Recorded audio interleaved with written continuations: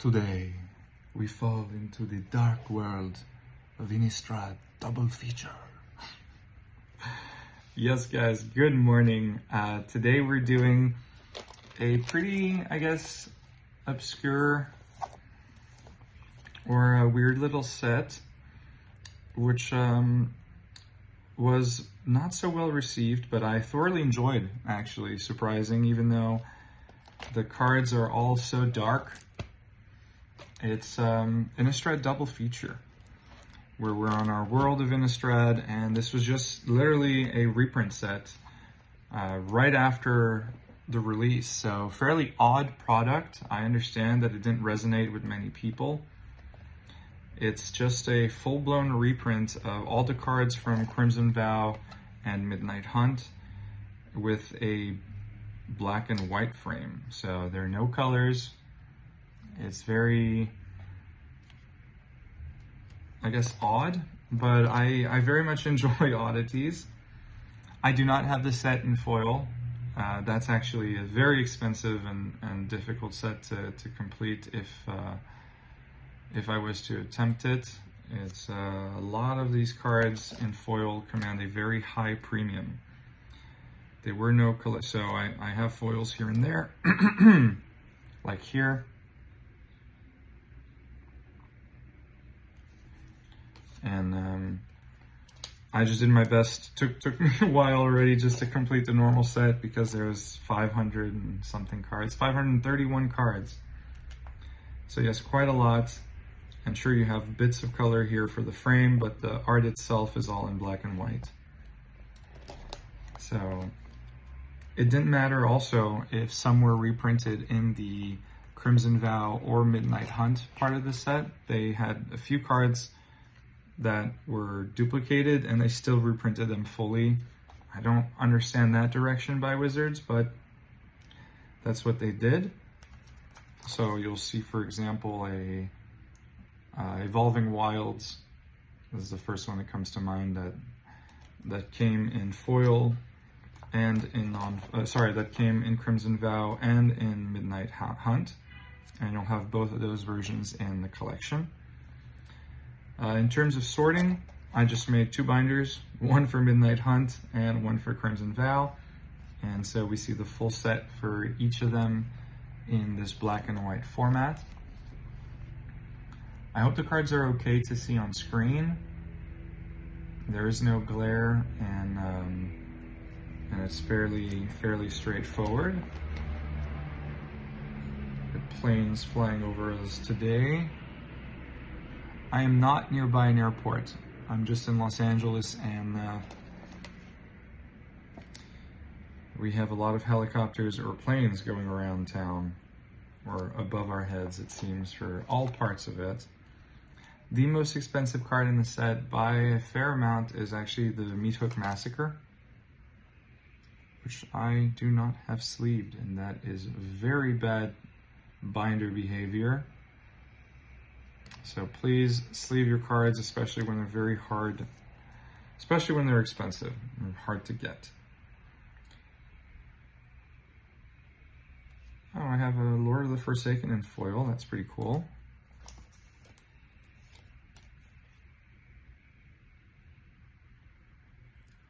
The foils do command a premium. There's something like, 10 cards or almost that, over 40 bucks. So it's not an easy one to go for, even though in these packs, in the box, you had one foil in every pack. So you did, that would happen. You get one or two foil rares per box. But there was a fair amount of repetition, I remember when I opened it. However, I was still very attracted to the set because I viewed it as an odd product, and I like anything that's a bit different or not in the same format that they always do. So I opened, I think 4 or 5 boxes of this when they were on clearance, because when they first came out, they were a bit overpriced, and there's usually that time when it comes out where the market tries to situate a product, especially for something like this that was so odd. So I got my boxes, I think, for around $130. I'm not even sure. Yeah, I think I got them for around $130, which is fair. I believe Bramble Armor was also a card that we saw in Midnight Hunt and in Crimson Vow. What's going on? Trimming trees again, Jesus. I hope you managed to stay with me through this, through some of the background noise as we go over this black and white set. But yeah, no, Double Feature was trying to be special. I wish that we had some kind of alternate art frame, but it's all exactly the same cards in this black and white format with a little bit of here green hue because it's a green card around the frame. But yeah, the art itself was difficult to see. The foiling is not special really in any ways. You can tell. You can barely tell the difference.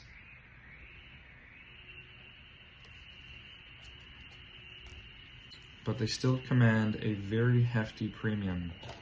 So if you're one of those people that has a foil set of Midnight Hunt and Crimson Vow from Double Feature, please make a video and show me, because I've never seen one, and I'm not sure I'm gonna go for it, at least not in the near future. Oh, this is the, yes, that's cool. I always enjoy the flip cards. I find it nice to have double art for them, which is very nice. How did you guys feel about the Midnight Hunt and Crimson Vow sets before Double Feature? Like, did you enjoy that? Did you like going back to Innistrad for a third time? The first time was the original Innistrad set. Then we went when we had the Eldrazi, so it was Eldritch Moon, and what was that set just before Eldritch Moon? You know, as soon as you think of something, it slips out of your mind. 2 Teferis, that's great. I just opened up the set and put whatever I could. Whatever I opened, I put front and back, and then ordered some of the singles that I was missing. The Celestis, quite fun, changing you from night and day. And cards that do command quite a hefty premium are these lands. They're sitting at around the $10 to $15, depending on the land, and their black and white is quite desirable, at least I believe. They're almost worth twice the price of their non-foil, of their non-black and white version. Now we enter the second part of the set, which is Crimson Vow. And you'll see it's exactly the same thing. It's a full set of Crimson Vow in in black and white. Faithbound Judge, I believe, saw some play.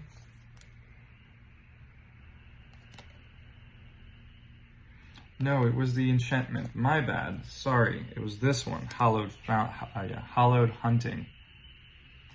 This is the one that made your artifacts come to life and transform them into creatures. I saw a deck like that that was actually quite good. Cathilda, what does she transform into? Rising Dawn. Dawnheart Martyr. So she came back to life. I listen to a lot of the lore stories on YouTube when they come out, but then I sometimes also forget. I have so many sets coming out, you know, one after the other, that it's difficult to keep up. Wedding Announcement is one of the money cards in the set. It's also around $12 or $13.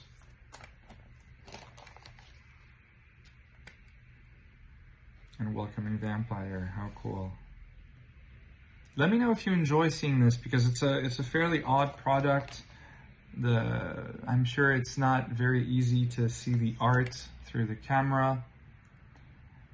I do my best to try and talk over or show some things, but it's a particular product that was not very well received. I happen to enjoy it simply because it was an oddity, and I find the black and the white to kind of pop out at you, but the way it was released, the way it was produced, and the way it was priced, again, just seemed really greedy and not,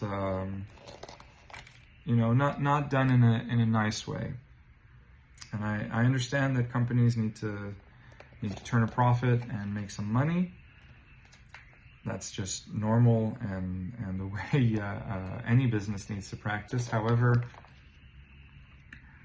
there's probably such a thing as too greedy, and I think Wizards of the Coast and Hasbro heavily pushed that button, did everything they can to really squeeze out every dime out of everyone's pockets that played this game, and that was not well received, and it was obviously shown, and they put a small stop to it with after Magic 30 when there was a massive pushback from the community.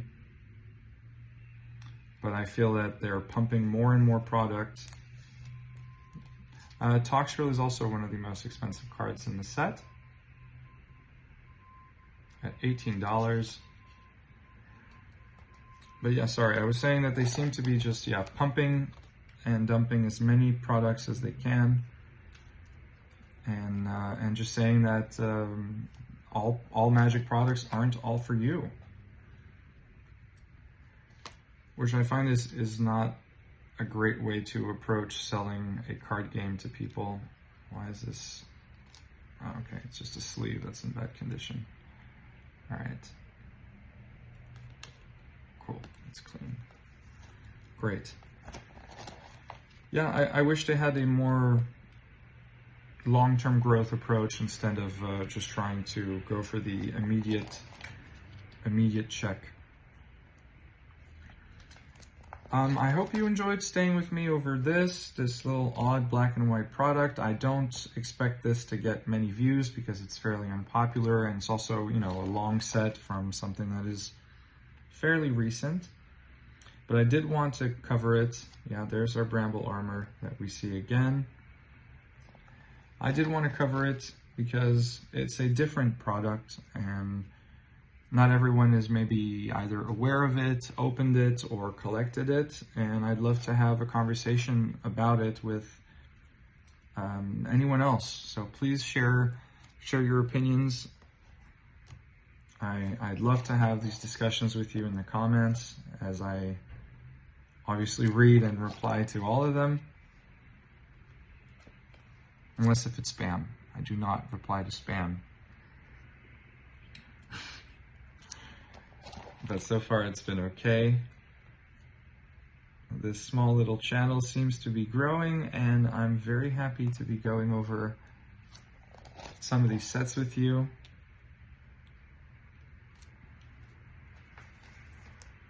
I did very much enjoy the return of Edgar, Charmed Groom, who wakes up from his coffin to marry Olivia,